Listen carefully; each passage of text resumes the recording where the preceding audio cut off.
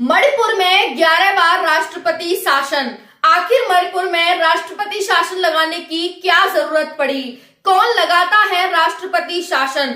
आखिर क्यों लगाया गया राष्ट्रपति शासन? राष्ट्रपति शासन लगने के बाद राज्य में कैसी गतिविधियां की जाती हैं? कौन राज्य का शासन संभालता है और क्या सिचुएशंस क्रिएट होती हैं राज्य में? जय हिंद, राम राम। सभी का बहुत बहुत स्वागत है। सभी बहुत ही बढ़िया होंगे। हम बात कर रहे हैं इस वीडियो में मणिपुर की। मणिपुर जल रहा है और आज से नहीं, काफी लंबे समय से मणिपुर जल रहा है। 2022 में सरकार चुनी जाती है और 2025 में मुख्यमंत्री एन वीरेन सिंह इस्तीफा दे देते हैं। तो ऐसी कौन सी परिस्थितियां हैं जिनमें कि 3 साल ही सरकार चली जबकि चलनी 5 साल थी? और ऐसी सिचुएशन सोचनी है कि केंद्र में भी सेम सरकार, राज्य में भी सेम सरकार, उसके बाद भी राष्ट्रपति शासन लगाने की यहाँ पर जरूरत पड़ गई। जनरली देखा जाता है कि जब केंद्र में कोई और सरकार, राज्य में कोई और सरकार हो और जब राज्य की सरकार केंद्र की बात न माने तब वहां पर राष्ट्रपति शासन लगाया जाता है। लेकिन मणिपुर में ऐसा देखा गया कि सेम सरकार मणिपुर में है और सेम सरकार केंद्र में है, यानी बीजेपी की सरकार दोनों जगह है। उसके बाद भी मणिपुर में राष्ट्रपति शासन लगाने की जरूरत पड़ी। कौन सा आर्टिकल है जिसके तहत यहाँ पर क्या राष्ट्रपति शासन लगाया गया? क्या कोई आर्टिकल कहता है राष्ट्रपति शासन की? साथियों, आज की वीडियो में सारा खुलासा करने वाले हैं मणिपुर का कि क्या कैसे हुआ। और सबसे सोचनी बात यह है कि ऐसी कौन सी अलोकतांत्रिक गतिविधियां हुई जिससे कि यहाँ पर सेम सरकार होते हुए भी राष्ट्रपति शासन लगाना पड़ा। हम सारी जानकारी इस वीडियो में लेने वाले हैं। उससे पहले थोड़ा सा हम ज्योग्राफिक लोकेशन जान लेते हैं मणिपुर की, कि मणिपुर कहाँ है। ये आपको प्यारा सा मैप दिखाई दे रहा है। भारत का है, हमारा प्यारा भारत है, सोने की चिड़िया है। कल भी था, आज भी है और आगे भी रहेगा। तो चलिए हम जानते हैं इसमें। साथियों, ये 7 सिस्टर हैं जिसमें कि हमारा मणिपुर भी आता है। और मणिपुर जिसकी राजधानी क्या है? इम्फाल है। आप यहाँ पर साथियों बहुत ही अच्छे से मणिपुर देख सकते हैं जो इस पट्टी में है। ठीक है जी। चलिए अब यहाँ पर हो क्या रहा है, देखिए मणिपुर में 2 जनजातियां हैं। एक है मैतेई जनजाति, दूसरी है नागा और कुकी जनजाति। नागा कुकी जनजाति, वहीं पर जो मैतेई जनजाति है वो यहाँ पर उनके मतलब दोनों में विरोध होता रहता है, नागा कुकी और मैतेई, इस तरह से। तो मैतेई और नागा कुकी का कॉन्फ्लिक्ट चलता रहता है। अब क्या हुआ है, इन्हीं के कॉन्फ्लिक्ट में जो एन वीरेन सिंह वहां के सो कॉल्ड मुख्यमंत्री थे, अब उनको क्या है कि भाई मुख्यमंत्री मैतेई जनजाति से थे। ठीक है, चलता रहता है वहां पर कॉन्फ्लिक्ट। तो मैतेई जनजाति की जो एन वीरेन सिंह हैं वो दबाव में आकर के वहां से इस्तीफा दे देते हैं। इस्तीफा दे देते हैं तो वहां के राज्यपाल इन्फॉर्म करते हैं राष्ट्रपति को कि भाई इस तरह से इस्तीफा दे दिया मुख्यमंत्री ने, राष्ट्रपति शासन लागू कर दो।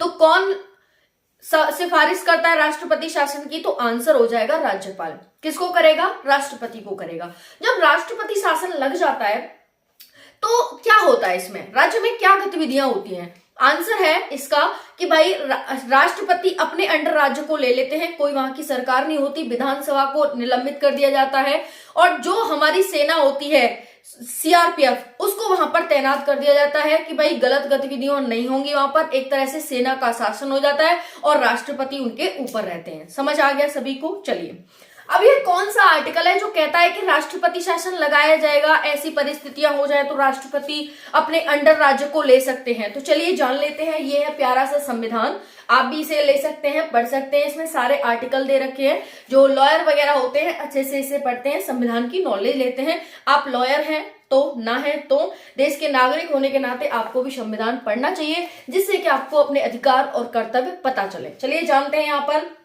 ये है आर्टिकल 356। ये आर्टिकल 356 कहता है कि राज्यों में संवैधानिक तंत्र के विफल हो जाने की दिशा में उपबंध है। ठीक है, तो आर्टिकल 355 और 356 दोनों ही कहते हैं। 355 कहता है कि अगर बाहर से कोई आक्रमण कर दे और सरकार वहां की हैंडल करने में असमर्थ हो तब राष्ट्रपति शासन लगाया जाएगा। और दूसरा है कि जब राज्य संविधान के अकॉर्डिंग न चले तब वहां पर राष्ट्रपति शासन लगाया जाएगा। ओके, तो चलिए यहाँ पर जान लेते हैं। सारी जानकारी आपने ज्योग्राफिकली देख ही लिया, मणिपुर कहाँ पर स्थित है। साथियों, अब तक सबसे ज्यादा बार किसके काल में राष्ट्रपति शासन लगा है, या कितनी बार अब तक लगा है राष्ट्रपति शासन? सेम गवर्नमेंट होते हुए भी राष्ट्रपति शासन लग गया। कॉन्फ्लिक्ट का कारण क्या है? मैतेई, कुकी, नागा जाति। आर्टिकल 355-56 राष्ट्रपति शासन के बारे में कहते हैं। 2022 से 2025 तक सिर्फ 3 साल की गवर्नमेंट यहाँ पर चली, उसके बाद इस्तीफा। कुकी लैंड की मांग हो रही है। अब भाई जो ये नागा कुकी हैं ये कह रहे हैं कि हमें एक अलग राज्य दो, जैसे बोडोलैंड की मांग होती है ना असम में, वैसे ही यहाँ पर कह रहे हैं कि भाई हमें कुकी नागालैंड अलग से दे दो। हम 3 राज्य मिला करके, 3 डिस्ट्रिक्ट मिला करके अपना अलग राज्य बना लेते हैं। तो क्या यहाँ पर डिवाइडेशन की बात हो रही है? और वहीं पर अपोजिशन भी सरकार पर उंगलियां उठा रहा है कि भाई आप कहीं ना कहीं बंटवारा करना चाहते हो, आप एक राज्य को, आपकी सरकार जिसमें आपका ही मुख्यमंत्री है तब भी आप संभालने में असमर्थ हो, तो आपको इस्तीफा देना चाहिए। मतलब इस तरह से जो अपोजिशन है वो उंगलियां उठा रहा है। नेक्स्ट है भाई सीआरपीएफ प्लस राष्ट्रपति का शासन है अभी मणिपुर में। पहली बार राष्ट्रपति शासन 1951 में लगा था। सबसे ज्यादा मणिपुर में 11 बार राष्ट्रपति शासन लग चुका है। उसके बाद यूपी में 10 बार लग चुका है।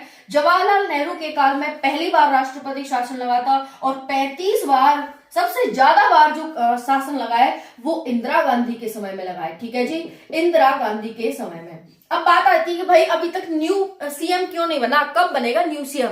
भाई जब तक परिस्थितियां सामान्य नहीं हो जाती, जब तक नया सीएम नहीं आ जाता, जब तक यहाँ पर राष्ट्रपति शासन रहेगा। ठीक है। अब साथियों, सरकार बनाने के लिए 30+ विधायक चाहिए। जो 30+ विधायक हो जाएंगे सरकार बन जाएगी, है ना।